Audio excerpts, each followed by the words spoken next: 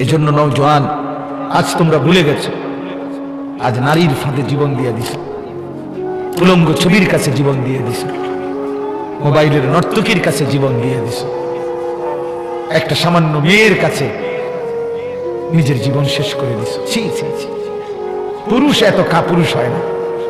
একটা বেডির পিছনে কুত্তার মতো সারাদিন ঘুরে পুরুষ এত বড় জানোয়ার হয় না। পুরুষ এত কাপুরুষ হওয়ার কথা না। যার পৌরুষ আছে, যে পুরুষ, সে এমন হওয়ার কথা না।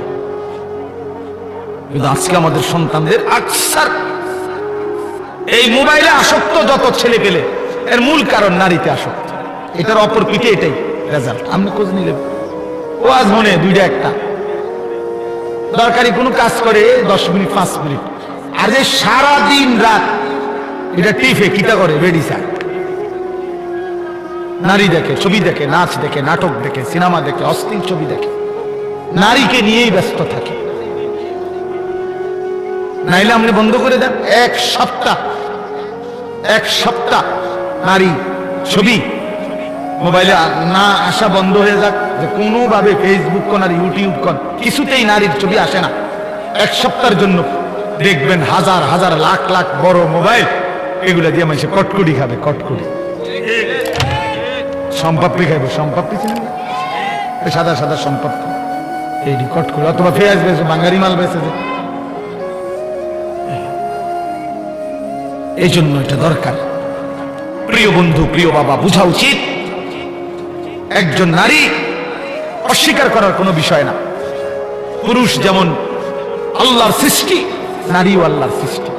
নারীর প্রতি পুরুষের আসক্তি, পুরুষের প্রতি নারীর আসক্তি, এই আসক্তি, এই বন্ধন, এই প্রেম, এই ভালোবাসা, এই আন্তরিকতা, এই মহব্বত, এই হৃদয়ের টান, এটা যদি না থাকতো তো মানব প্রজন্ম আজকের এই পর্যন্ত আসতো না। মানুষের এই ক্রমধারা কি এখান পর্যন্ত এক স্বামী স্ত্রীর পবিত্র বন্ধন, একে অপরের প্রতি অকৃত্রিম ভালোবাসা, স্বামী স্ত্রীর একান্ত মিলন।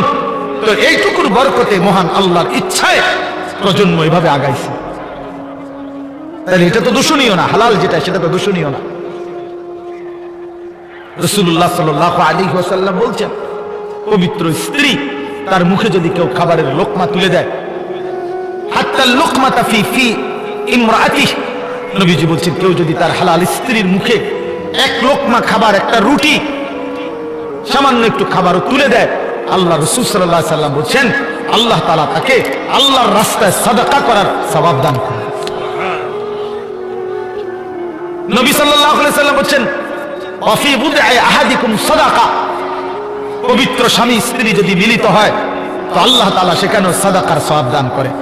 সাহাবী জিজ্ঞেস করছে, ইয়া রাসূলুল্লাহ, মনের চাহিদা পূরণ করলেও সওয়াব হয়? আল্লাহর নবী বললেন, সেটা যদি ভিন্ন অনুমতি নাই এমন নারীর সাথে যদি পূরণ করে সেখানে কি গুনাহ হয়? তিনি বললেন হ্যাঁ গুনাহ হয়। তাহলে এখানেও নেকি হয়, সেখানে গুনাহ হইলে এখানে নেকি হয়। এজন্য বন্ধু, আল্লাহ তাআলা প্রত্যেক নিষিদ্ধ বিষয়ের বিপরীতে বৈধ হালাল পন্থা আল্লাহ রাখছেন। যিনি মদ হারাম করেছেন তিনি মধু হালাল করেছেন, যিনি সুদ হারাম করেছেন তিনি ব্যবসা হালাল করেছেন, যিনি ভিন নারী দেখা হারাম করেছেন তিনি বিবাহ হালাল করেছেন।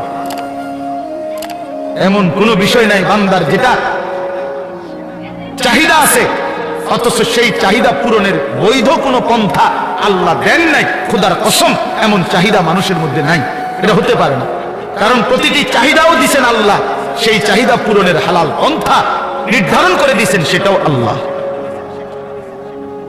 আল্লাহ করছেন। আজকে অনেক মা বোন হয়তো পর্দার আড়ালে আছেন, শুনতেছেন, আপনাদেরকে বলি, বেপর্দা নারী, বেহায়া নারী, বেহায়া কন্যা, তার বাস্তবিক অর্থে সামাজিক কোনো মর্যাদা নাই। ইসলামের দৃষ্টিতে, মানবতার দৃষ্টিতে, ইনসাফের দৃষ্টিতে, বিবেকের দৃষ্টিতে তার কোনো সম্মান নাই, ইজ্জত নাই। বেপর্দা নারী তো শোপিস, উপভোগের পণ্য।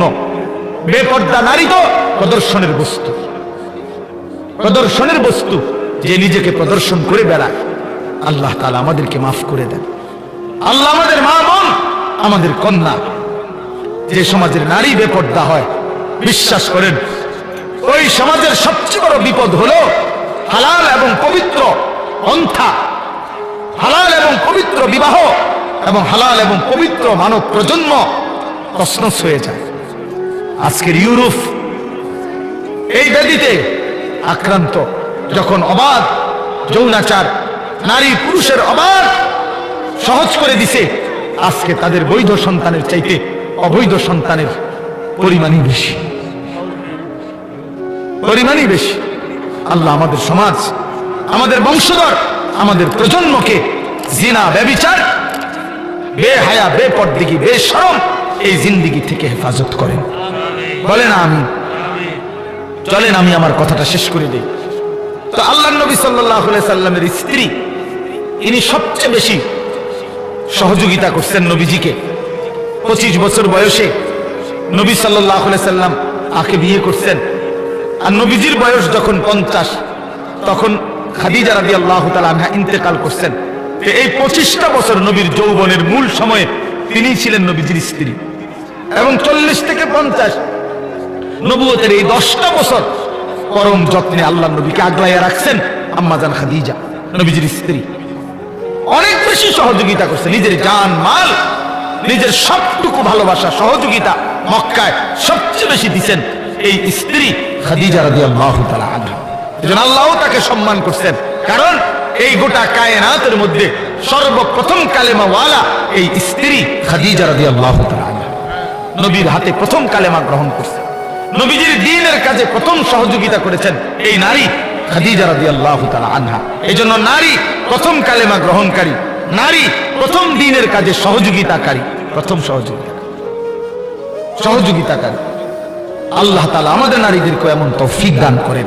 তো বললাম যে আমরা আল্লাহ নবী সাল্লাল্লাহু আলাইহি সাল্লাম এরপরে নবুয়তের 10ম বৎসরের পরে আল্লাহ নবী সাল্লাল্লাহু আলাইহি সাল্লামের উপরে জুলুম অত্যাচার তীব্র বেড়ে গেছে।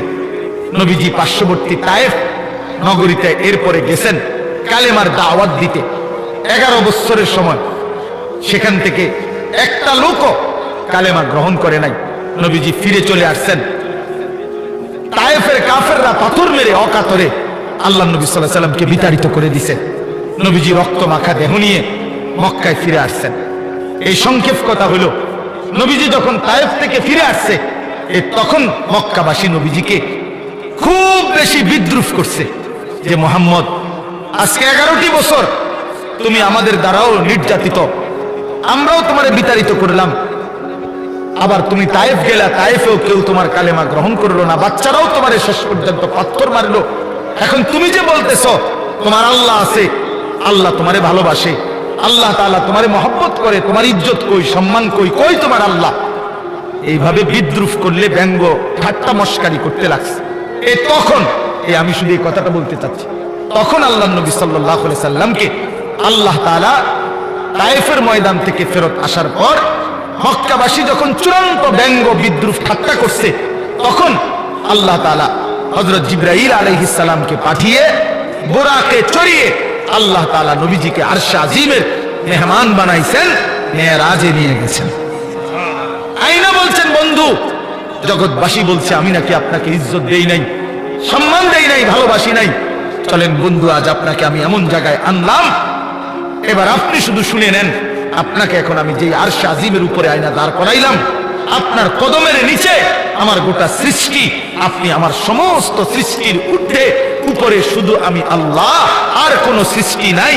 অতএব আপনার মর্যাদা পৃথিবীবাসী শুনে নেন যে আমি আল্লাহর পরে সমস্ত সৃষ্টির উপরে আপনি রাসূলের মর্যাদা, আমি আপনাকে সম্মান দিলাম। ইজ্জত কাকে বলে, সম্মান কাকে বলে, কতটুকু হইতে পারে আমি দিলাম। সম্মানের সর্বোচ্চ মাকামে আপনাকে পৌঁছায় দিলাম।